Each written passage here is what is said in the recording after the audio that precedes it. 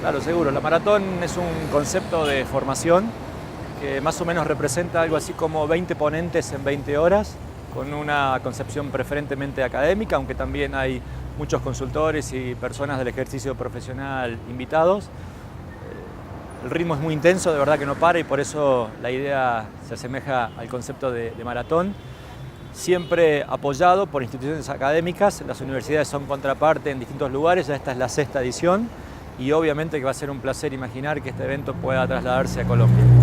Bueno, a ver, ¿cómo se gestan las estrategias? Yo diría las serias, estudiando, investigando y respetando el contexto. Las no serias, copiando, es una realidad, ¿sí? Incluso copiar no es malo, pero como decía Peter Drucker, el problema de copiar es copiar bien, es decir, copiar contextualizadamente, entendiendo el contexto. ¿Cómo se ve Colombia? Bueno, con una dinámica particular, en algunos casos, particularmente en lo que hace a su historial de violencia, particularmente en lo que hace entender que cuando todo el mundo hablaba de populismo en América Latina, también podía entenderse el populismo por derecha en la propia Colombia, ¿no? Para bien o para mal, y esto no necesariamente implica un juicio peyorativo cuando uso la palabra populismo. Y sin embargo, hoy tiene algo que es poco particular en función de lo que sucede en América Latina, y yo diría que es el promedio, y es que existe un deterioro, en algunos casos muy marcado, de la imagen gubernamental o del consenso político. El derrumbe de las encuestas del presidente de Colombia podría ser solo un caso colombiano, pero en realidad lo es en Argentina, lo es en Ecuador y lo es particularmente en el promedio latinoamericano. Si hoy uno analiza los niveles de aprobación de hace 10 años de los presidentes, Uribe por caso, los presidentes terminaban con imagen aproximada del 70%, ¿sí? Hoy con suerte un presidente que llega a 30-35%, no digo que está bien, pero es un promedio aceptable porque hay muchos que están incluso con valores peores que eso, ¿sí? Es un contexto en donde incluso en el caso colombiano cuesta imaginar consensos totales, y yo diría que más bien se trata de una época de consensos precarios, ¿no?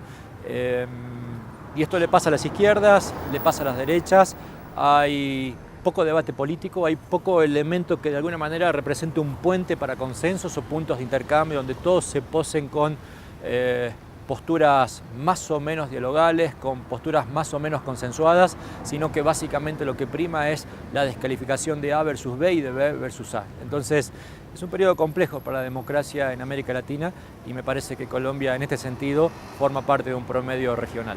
Probablemente no en el primer mes de gobierno, pero la corta y la larga se fueron gastando todo. Algunos implicaron incluso una renuncia anticipada del mandato, el caso de Perú con Pedro Pablo Kuczynski, que inicia su gestión básicamente concibiendo él o confundiendo él, vaya uno a saber, la presidencia con la sensación de un rockstar, ¿sí?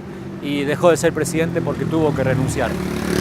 No es el modelo de Duque, pero particularmente Ecuador es bastante parecido, porque quien llega al poder aquí como quien llega al poder allá, de alguna manera tuvo un padrino político muy potente, aquí por izquierda, allí por derecha, pero los deterioros fueron bastante parecidos, y es una novedad en la región, por lo menos en este siglo, pero curiosamente empieza a ser una característica que lamentablemente empieza a reproducirse en toda la región.